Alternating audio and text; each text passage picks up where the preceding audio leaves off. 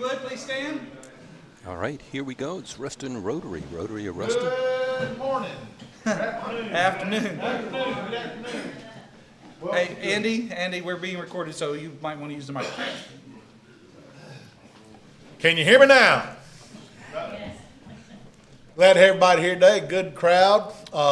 We're going to have our husband and wife teams handle our prayer and our pledge, Ruby and Jerry Pye.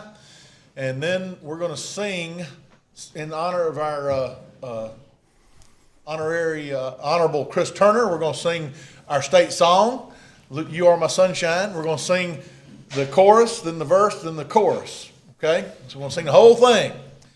And before I get started, I know we're on a short schedule here, but just a quick story about legislators. So some of you may know my father was a member of the Mississippi House of Representatives for 28 years. And so I was very proud of that. When I was 8 years old, he ran for office the first time. I went with him all summer long, campaigned and whatnot, and I just kind of fell in love with it. And so when I got over here at Louisiana Tech in school, he was still in office. And I was very proud of the fact that my father was a member of the House of Representatives for many, many years by then. So I was sitting on the front porch of my little rent house with some friends I'd met, and we were playing that game called, Who's Your Mama and Them, trying to figure out where people are from and who their folks are and that kind of thing. And then it got around to me, and I didn't take Louisiana history. I took Mississippi history. I didn't know anything about Louisiana politics. I didn't know who the Longs were or Edwin Edwards. I knew none of this. So I was very proud of my heritage. And so when it came to me, I said, my mom's an artist, and my dad, he's been in the Mississippi House. I think by then he'd been there for like maybe 12 or 15 years. I don't know. He's been in Mississippi House Representative for 12, 15 years. Well, everybody just kind of moved away from me, like this. And I didn't know why, but I finally figured it out, So the reputation, but thankfully, our representative does not have that reputation.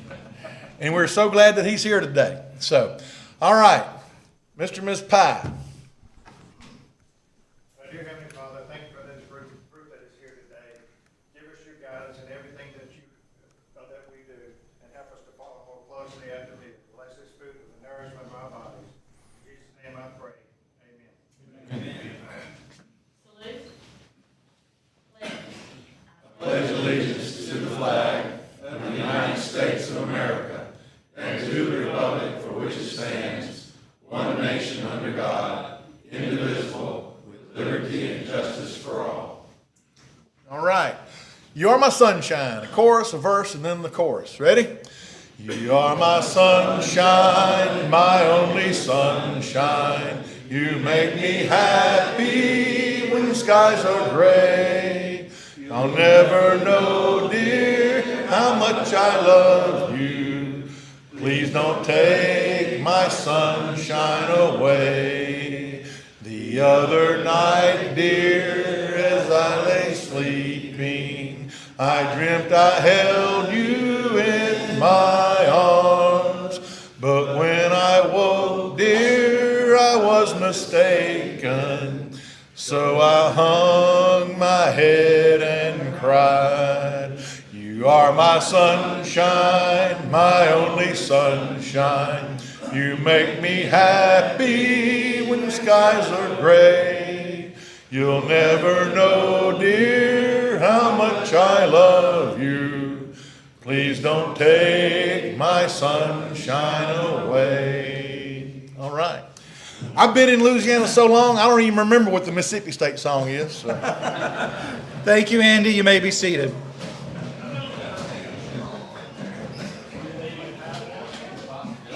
My name is Kevin Smith, and it is my pleasure to serve as the 2024-2025 president for the Ruston Rotary Club. We want to say a special welcome to all of our guests. We are glad to have Rick Godley with us with all things local, and we are also glad to have so many guests with us who are today. We usually introduce guests. I'm going to kind of bypass that today, but if you are a guest, we are glad to have you.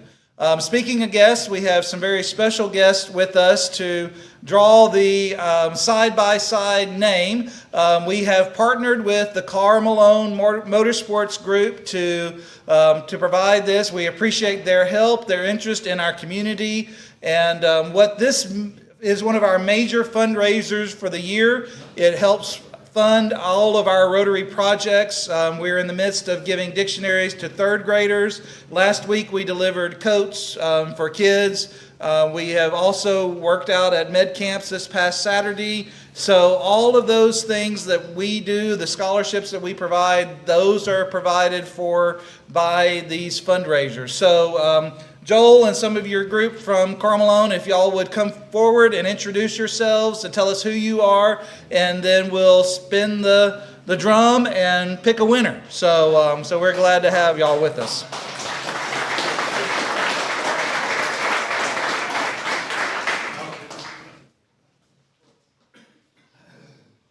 Well, of course, y'all know me. I'm Joel. I'm the GM of Carl Malone Toyota. This is James Nikes. I'm James Nikes. I'm I was the GM of the Ruston store, and now I moved to the Ford store in El Dorado, and I kind of help oversee all the stores. So, Hey guys, I'm Julie Martin. I'm the General Sales Manager at Carl Malone Toyota in Ruston. I'm Richard Callender. I'm the General Manager of the Power Sports store in El Dorado, and I'm the one that the side-by-side and trailer came from. So we just want to thank y'all for partnering with us, and hopefully it worked out for the best, and hopefully we can continue this for many years to come. All right, y'all spin the drum and let's pick a name.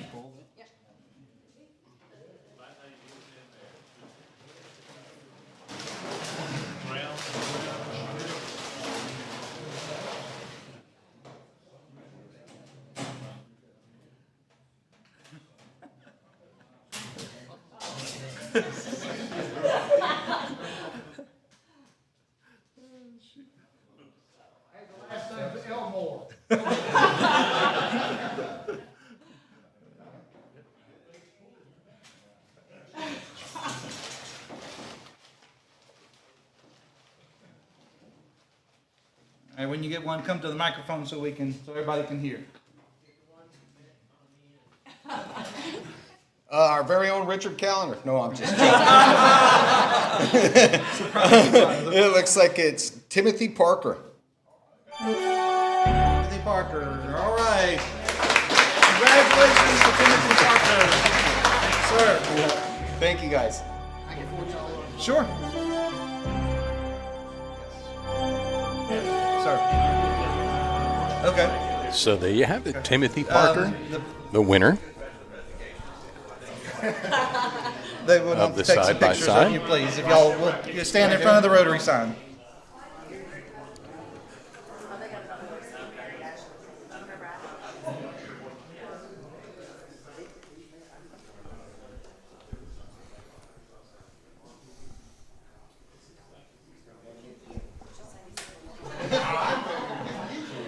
All right, thank you very much. We will get in contact with Timothy. I'm sure he will be very excited. And Richard and all the crew at Carl Malone, when I reach out to him, I just need to direct him to y'all for all the paperwork end of it and that kind of thing? Okay. Okay. All right, let's see. A couple of things I wanted to talk with you about Rotary News really quickly.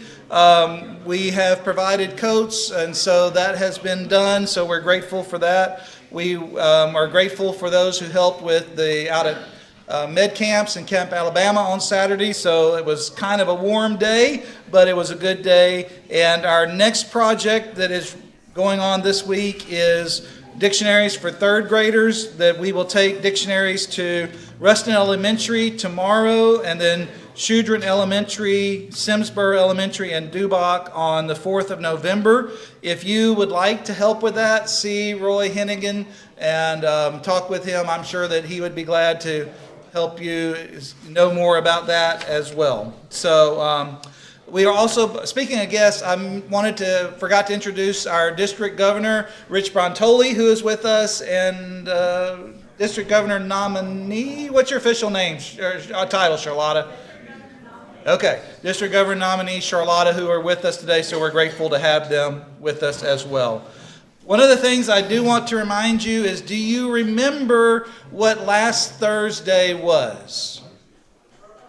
World Polio Day. So what we have been doing here at Ruston Rotary is that we have been passing the basket each day and asking Rotarians and guests to make a special gift for Polio Plus, which is the effort of Rotary to end polio across the world. You may have seen some of the We Are This Close commercials. We've partnered with the Gates Foundations and others to accomplish that goal. So today is your last day. Well, actually tomorrow is your last day. I would encourage you to consider making a special gift to Polio Plus. We're going to pass the basket, and all that is collected in the basket will go to Polio Plus, and we'll work toward ending that dreadful disease across the world. So I'm going to ask you to pass the basket and give generously to Polio Plus as we seek to make a difference in our community and the world.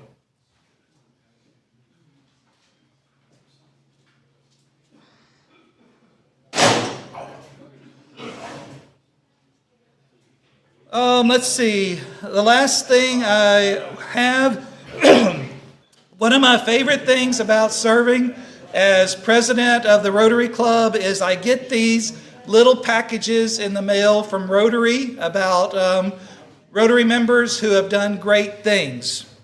And one of those we want to recognize today, so Tom Garza has a presentation to make.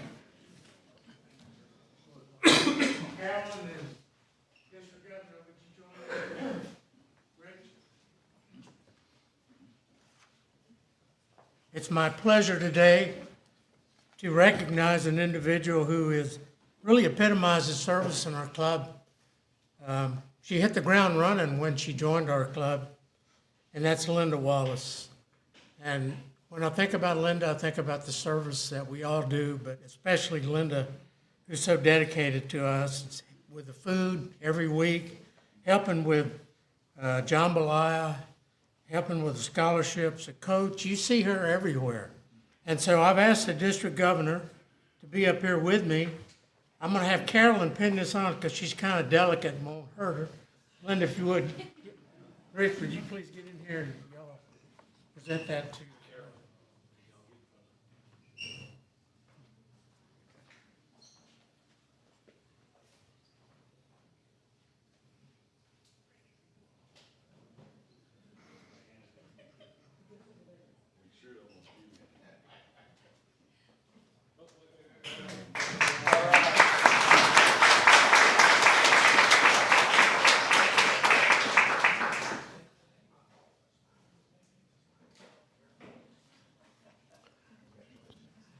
So Linda is being awarded with her Paul Harris Fellow +2, and the Paul Harris Fellow designation is a very honored designation within Rotary. And Linda, you sure do deserve it.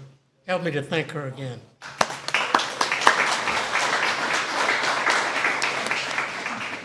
If you are new to Rotary or maybe don't know much about Rotary, Paul Harris was the founder of Rotary, and to become a Paul Harris Fellow, it means that you have contributed $1,000 to the foundation, which is used to fund both projects in communities by local Rotary clubs as well as the worldwide work of Rotary. So that can give you some idea of her contributions and her commitment to Rotary. And so, Linda, we are grateful for all that you do.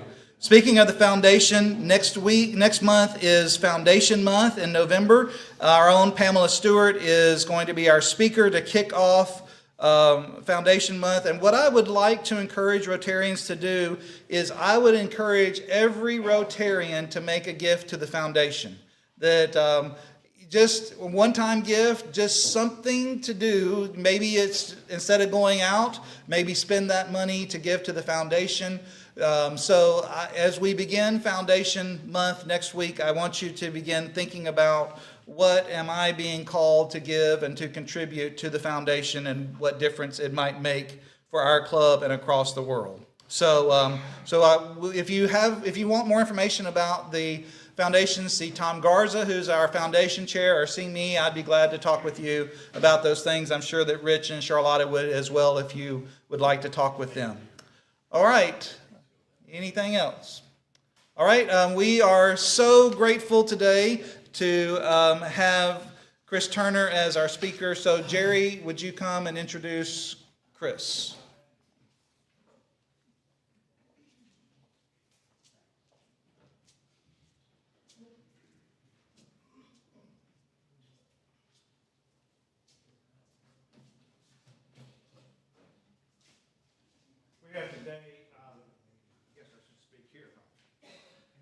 We have today State Representative Chris Turner speaking to us today.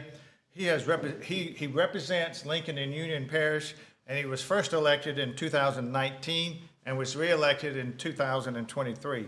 He's a business owner, and his committee assignments currently right now in the House, and he has several, they include civic law and procedure, health and welfare, agriculture and forestry, aquaculture, water, rural development, and the House Executive Committee. So he has a pretty busy schedule.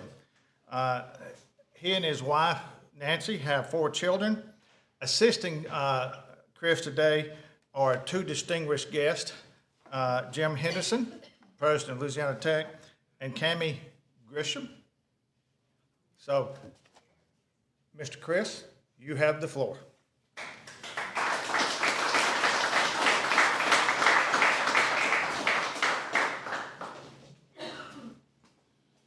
Hey everybody, thanks for being here today. Thanks for volunteering. It is a true honor to represent Union and Lincoln Parish in state government.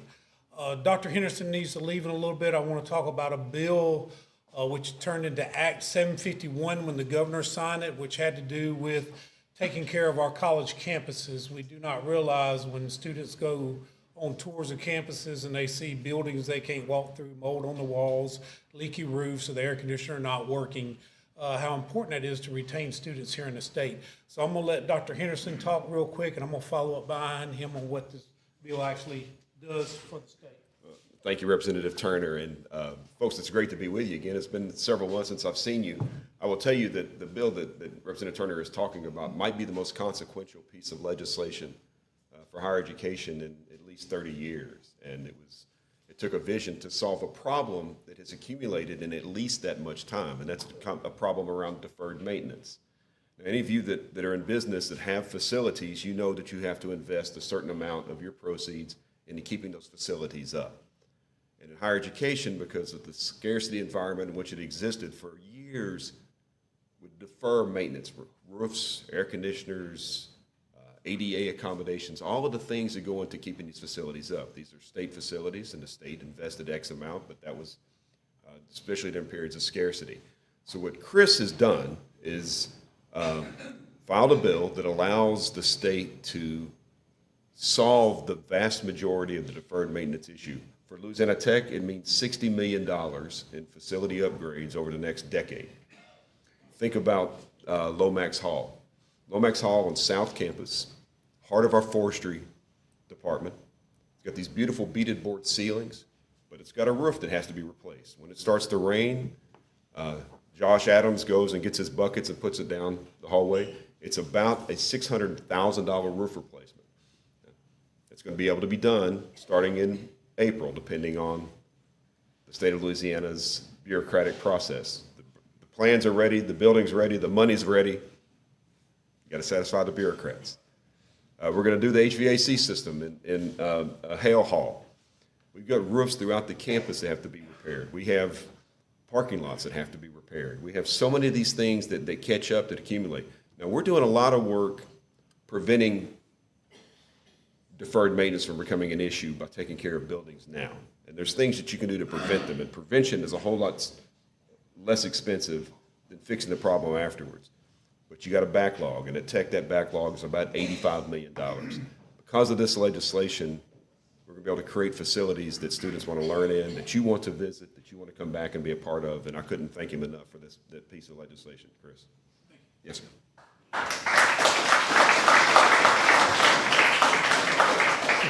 Perfect. Thank you very much. I voted for the bill, yes.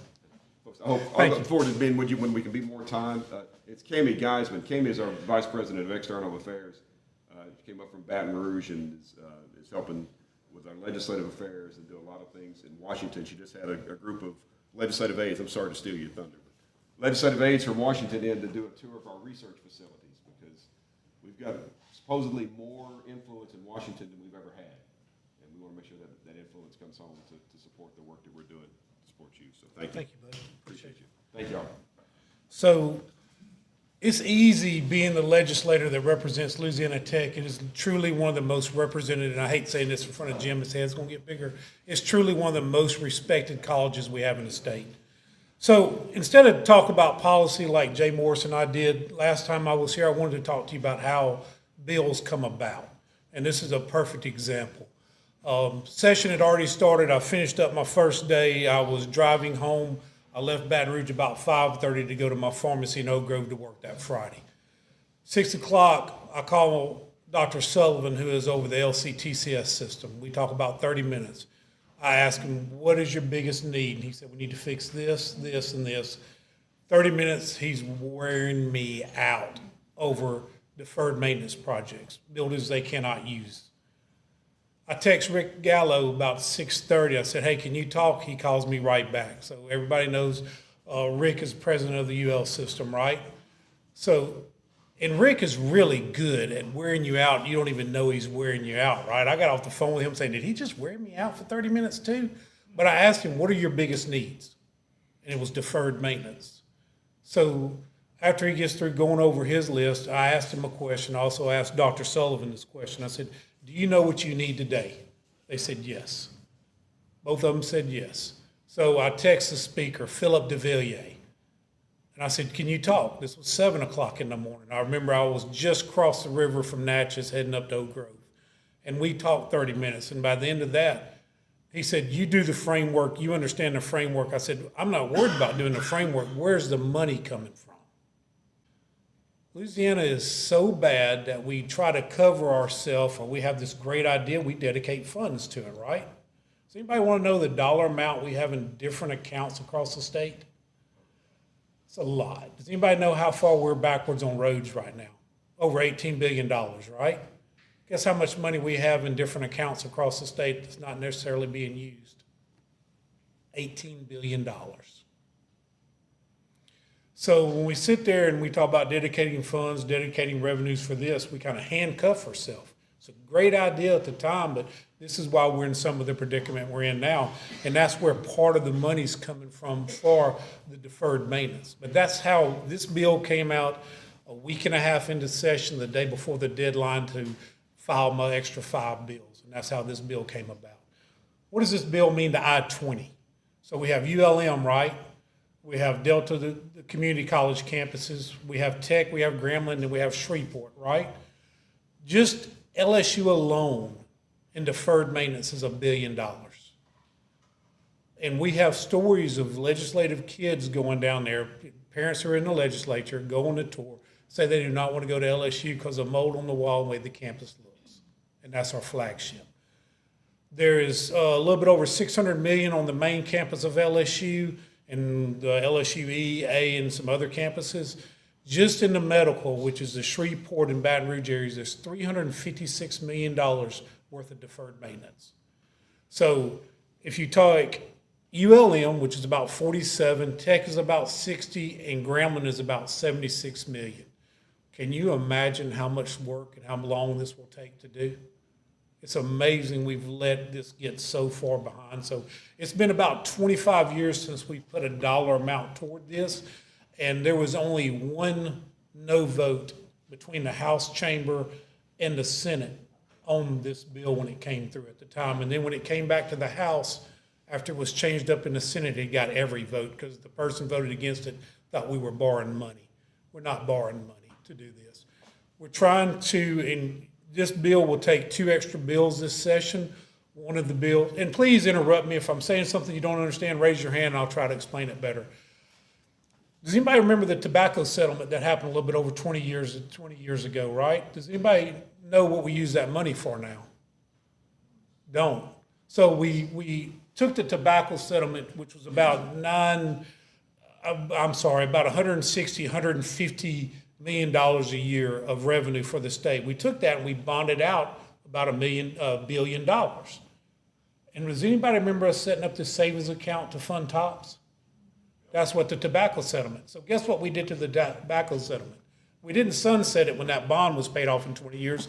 Now it goes to something else, and we already put money to that. So the idea now is to find one of the accounts that's constitutionally protected, see if we can borrow the money from one of the accounts, or let me rephrase that, not obligate ourselves, but to sweep some of that money from one of those accounts that's not being used, and to take the tobacco settlement and pay off the $2 billion worth of bonds.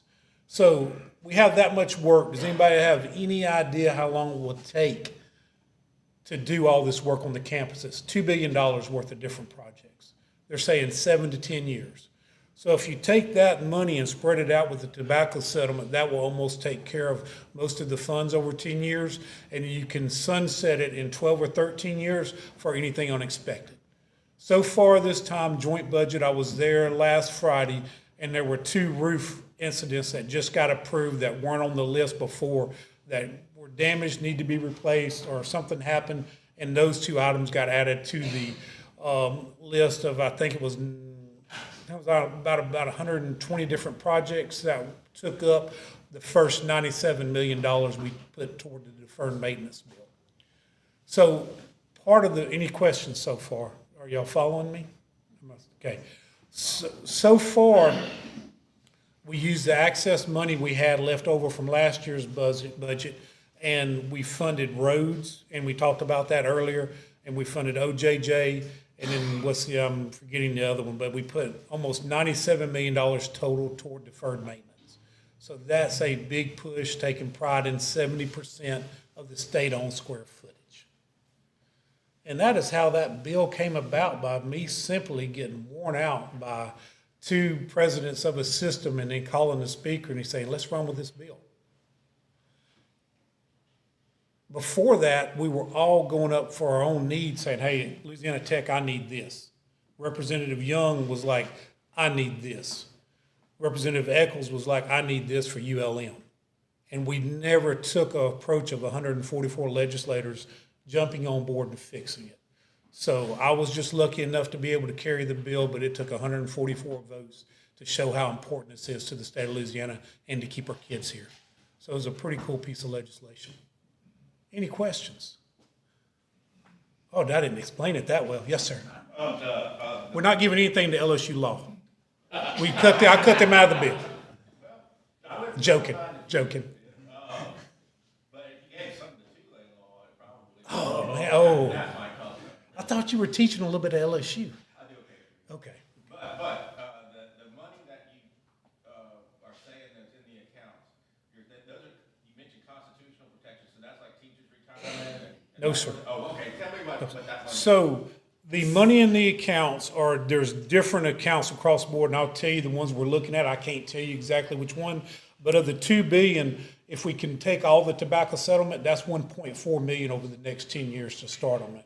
And then there's other accounts like the Millennial Trust Fund and some other accounts that we can look at. Those accounts have not been used in years, and we're looking at that. Not anything protected, not trying to touch TOPS, because TOPS has lived off the $1 billion bond that we've paid off over the last 20 years that the tobacco settlement's been used for. So they're living off interest of that. So that fund, I think, has $1.7 billion, and they take about $50 million out of that to fund TOPS. In the last 2 to 3 years, it's jumped up to 65 and I think 80 million, because the accounts grown so much, and that's helped fund TOPS. But then we put in the other to hit the 300 billion under general fund. And this is something that we've talked about, so this is not a question. I think it would help people to understand what you're talking about as far as funding, in terms of the bridges that we have on Tech Drive and North Trip and Vienna, and they're basically the worst bridges in the South, easy. And just talk about the obstacles you've been having trying to get that. So I want to thank, I think I did this earlier when Jay and I were here, thank the mayor, because he's put a lot of pressure on DOTD to work on this. We literally have the oldest bridge from Fort Worth. I guess east side, I think, isn't it east? It's not west, it's east. We have the oldest bridge over I-20 here in Ruston. And part of the hurdles we faced is the foundation is good, the top part is falling in. And so that's been part of the hurdle, that the best thing could happen is that bridge closed down, and then we would have to start working on it faster is what I understand. But the funds were supposed to go out in 26. We found that out. We're pushing hard, had a lot of conversations with DOTD to try to move it up to at least 25. But the development and the traffic circles they want to use, they're saying took up a lot of time, but they were just trying to put off doing the bridge. But we've got a clear path, and all of us in the delegations across in this area and the mayor have pushed very hard to move that forward. But it's just like the Buc-ee's in Ruston. We had the same design as Arkansas, and I was listening to the phone call when the mayor said, well, why did the Arkansas federal DOT approve this and you hadn't approved this one? They said, well, this, and this. He said, no, it's the same design. So I don't know what the holdup is, except we need to work on DOTD. Thank you for the question. Good question. All this money locked into all these programs because of the Constitution. Do you see in the future any type of Constitution meeting That was a yes. to loosen up that? So there was a lot of different obstacles. There was a lot going on when this first happened. I think the appetite's there. I think there just has to be some more reassurance. I think Cameron Henry, who's the president of the Senate, is very smart, very methodical, and he just wanted it to go right, and he just didn't feel it was the right time. But yes, most of us and the 2-3 senators, I don't know Luno, I know Morris and Stewart, they are for the Constitutional Convention, but there's also limits of what they want to do and how far they want to go, and then who also is the governor going to commit to have more authority than the Senate. That was one of the things, too. If you read very much about it, that was one of the concerns. Good question. Yes, sir.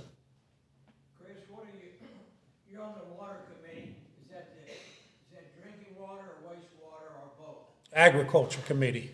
Agriculture. What about the Sparta? And we've had Natural resources. 40 years with, we're taking more out than we're putting in. So are you doing anything about the Sparta? No, sir, I have not. I've looked at it. There's a lot of different information coming back on the Sparta, depending on which department you talk about, but I have not. No, that's a natural resource. Used to give us annual reports on how much was going in, how much was coming out. Right. I think 52 million a day used, and maybe 40 put in. right. So there was some research done about 8 years ago. I think graphic packaging. They went to the river water, and that helped a lot in that area, but I have not looked at it since then, no. We haven't had a report from USGS in several years. Yes, sir. Chris, in Louisiana, a lot of our funds are dedicated, so when it gets down to the budget and you have to cut, it's generally healthcare and education. Yes, sir. So, and I think Eddie Martin, I didn't hear his question, but I think it was about the constitutional amendment. Those funds are dedicated also. So there's some discussion about, do you really want to dedicate all those funds just for coastal restoration? Oh, the amendment on this that we're voting on now? Yeah, so I actually voted yes for that to bring it to you, and I actually voted no when I voted. We have spent a lot of money, because I thought that was an issue for the people to discuss, to decide. But as far as that's just handcuffing us in the future for those revenue dollars for the offshore winds that we would get to go to that. But it's a great cause. We're putting a lot of money to it now. Anybody that's in that industry, they can tell you how many hundreds of $1 million we put into that, and we're doing just about everything we can now to keep our coast, healthy. Thank you. Yes, sir. Hey, Chris, can you talk about the special session that's coming up? No, sir. You can't I can. So I think we got a 470-page book, and I think a lot of it has changed. I've been to 2 talkings, went down to hear Jason DeQueer with Advantage. If you know who Jason is, one of the top tax lawyers in the nation. And there's been a lot of take and give, because there's a lot of touchy areas with local government, and how the switch is going to change between lowering our income tax and then going to a pay-as-you-play, as I'm putting this in layman terms. best I can. Who streams TV or has a Microsoft or something? So if you use Hulu, YouTube TV, that's going to be taxed through this plan. But your income tax is going to drop from 4.5, 4.6 down to a flat 3 across the board with the hope of eliminating it altogether. So this is a painful process. We're actually following what North Carolina did, and they did this, I think, about 8 or 9 years ago.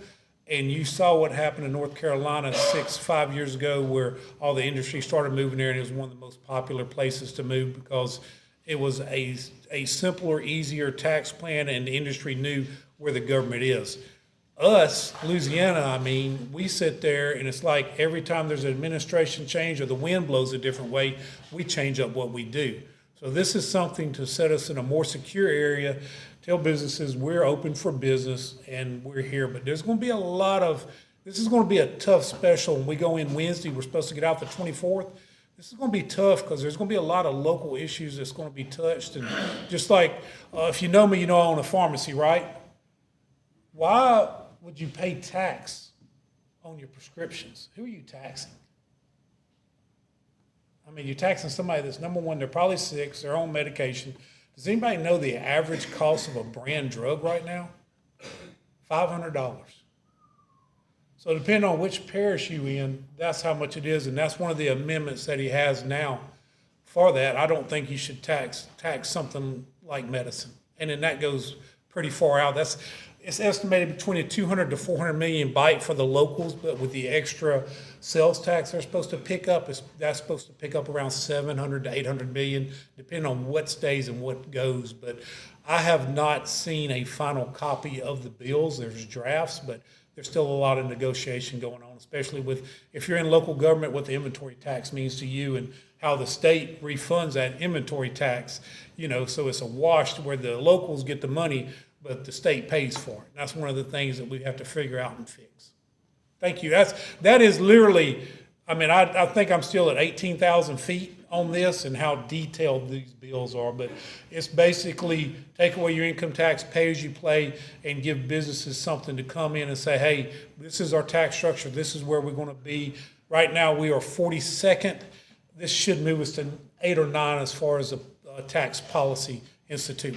That's what they judge this on. Yes, sir? So I understand there are some bills, some amendments, we're gonna vote on in December.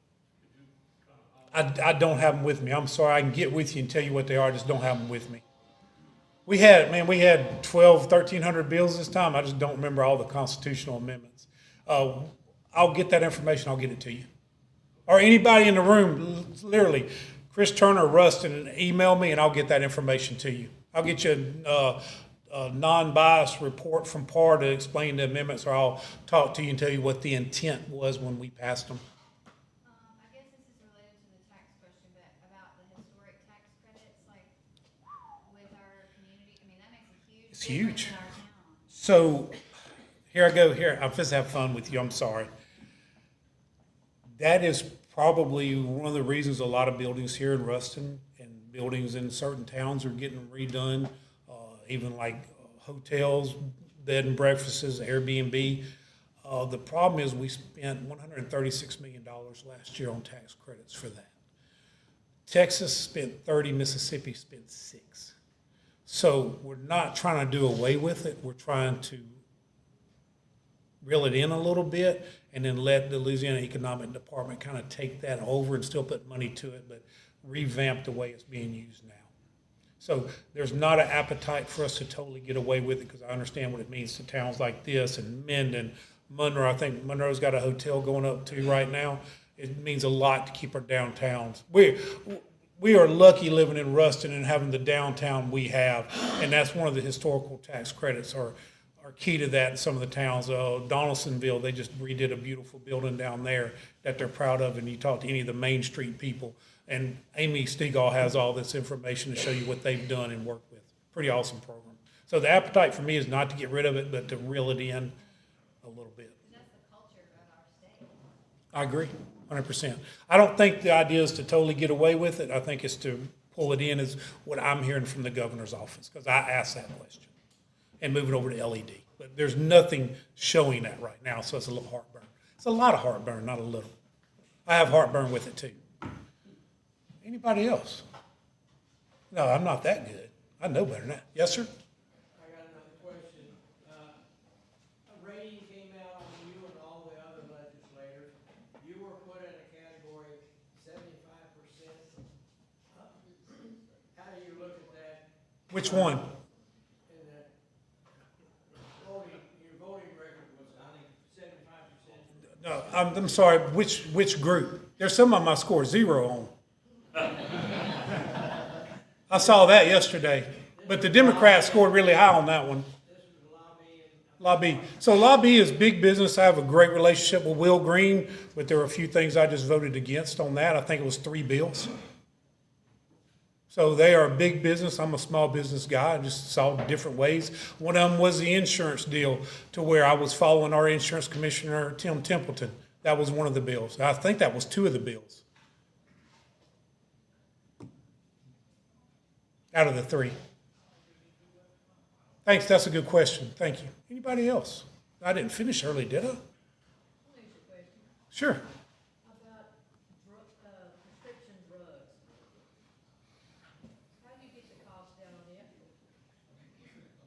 So I ran a bill 2 years ago, a 340B bill, and during that bill that took up probably 3 weeks of my life, and I lost a certain part of my body. I lost a lot of it during that discussion. There are 10 companies, Japan, Germany, Austria, Australia, Switzerland. I cannot remember the other 5. They pay 3 times less than what we do on brand drugs, 3 times. So I don't know what our FDA has done, whether it's the 7, 8 years it takes to get a drug, the research you have to do, the testing. I don't know if it's that or the games that the PBMs play with the rebates and all that, because anytime you get an expensive drug that's $700, $800, sometimes you can find a coupon for it, and it end up costing $50. It's just the games and the marketing and everything that we have allowed to happen in the United States. My husband has insulin, and he's That's a shame. Well, he has to go through the government, because he's Right. retired in the Army. And so his doctor called me in a prescription at Walgreens, and for 1 bottle of insulin, they wanted $3,500. Yes, ma'am, and it probably costs a couple of dollars to make. Probably costs a couple of dollars to make. Yes, ma'am. So there's been some regulations on that. You get into a free market, and it's kind of hard to do that when you put all the stipulations on the drug companies that we have. And you can't do anything about this, but one of the things that you know with the research and everything, you have the patents on the drug. Right. You get a drug with a patent, it costs a lot more than one without. Right, and then you have to make up your money in 7 years before it goes to a generic. Right, but what is happening too, and you can blame the lawyers, and I don't think you can do anything about it, but when someone files suit to end the patent, then they wind up entering into a settlement negotiation that will allow them to each benefit from the patent without letting anybody else Yeah. know. Stuff like But that. you also have that problem whenever the generics start rolling out and then the coupons stop on those name brands, like a lot of insulin, that you can't get the generic, and the generic is still $200, your brand is $1,000, and then all the coupons and all the rebates die, so you're sitting there, the generic's not available like your insurance company tells you it is, but you're stuck with buying the brand for $1,000. It's a shame. You know Phil just retired. Yes, sir. And he wrote an article, and one thing, yeah, and I'm wondering, you're a small pharmacy.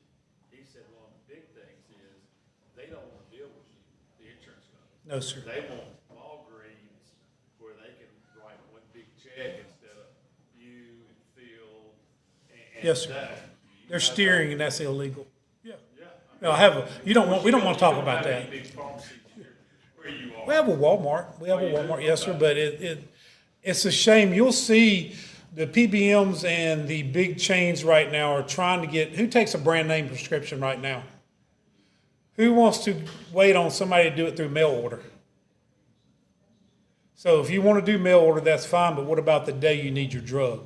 So the chains are trying to go to, this is a Walgreens thing too, I learned about from the Board of Pharmacy. They're not going to carry brands at their pharmacy anymore. They're going to go to a central fill station, have it filled in one spot and shipped over. The problem is not when it's a maintenance drug and you keep getting it in and they have somebody they can switch out or move. But when you get a new prescription, you got to wait 3 days. That's interesting. If you take prescription drugs, it's worth keeping up with the information of what's going on and be vocal about where you want to get your drugs. And, you know, access to medicine can save you a lot of money when going to the emergency room. Yes, sir. It's a fight. Been doing it forever. OGB, the governor, I can't thank the governor enough for this. He actually worked out an OGB plan to where they were steering them. The last administration was steering them to chains, and he just came out with a press release today saying how he worked with Heath Williams, the new secretary, has worked hard on getting it to where every pharmacy, independence and chains, you can go get your medicine under one plan. And we're not losing on the brands without a increase to the people on the plan. So, People want to do local. right. I want to be able to. Right, pick it up. You want to be, a lot of people like to be able to call their pharmacist and figure out what's going on. I can't tell you how many times my pharmacist gets called out on the weekends or at night to go up to the pharmacy to help a crying baby or drugs not being picked up on time or anything else, especially, yeah. Hey, I want to speak just a little bit on our governor. Jeff was probably not one of the most popular people in the state before running. He and I had our run-ins. If you take all the social stuff away, the R&D stuff, and you look at what Jeff's doing right now, it's amazing. If you could keep up with him in one day, what he's talking about, where he's trying to take the state, you would follow right behind him. And there's a lot of social stuff out there that we can't even get along at the Thanksgiving table talking about, right? But when he's talking about moving the state forward and making it a more competitive state with the states around us, it is unreal what this governor's doing and working on. It really is. I'm seeing it firsthand. He's not coming to Ruston, though. He came 2 years ago before he ran. And we need to get him up here. We'll work on it. He's an Energizer bunny. It's amazing. So he is working and he is trying to move Louisiana forward, which is his slogan right now with his tax special. All right. Is that good? Yes, sir? Chris, there's a Toyota Tacoma out here that got hit in the parking lot. Bob, I think it's your car. Bob's Lord. So the state police is coming to help you. But I want to introduce the winner of the Tennessee Park area right here.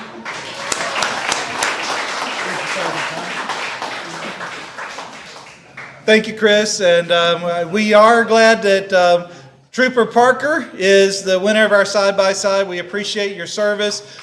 He bought his ticket Saturday out at Med Camps at the Fall Bash, so we're grateful for that. So thank you, sir. Congratulations. Thank you for all you do to protect us. Representative Turner, thank you for being with us, and thank you for all you do. It must be a difficult time to be a politician as we are a week away from our presidential election. By the way, don't forget to vote next Tuesday. That's very important. So exercise your right to vote next week. All right. Remember that Pamela Stewart is scheduled to be our speaker next week to kick off Foundation Month. Remember to make your gift to Polio Plus if you have not done so already. And we are going to close with the four-way test. So if you are not a Rotarian, if you're our guest, the four-way test is here to my left. So the four-way test of the things that we think, say, or do. First, is it the truth? Second, is it fair to all concerned? Third, will it build goodwill and better friendship? And fourth, will it be beneficial to all concerned? Thank you. Have a great day. All right, there you have it. The Ruston Rotary meeting here on the 30th of October in the historic firehouse. Ladies and gentlemen, thank you for coming. Please drive carefully and arrive home safely. Good night.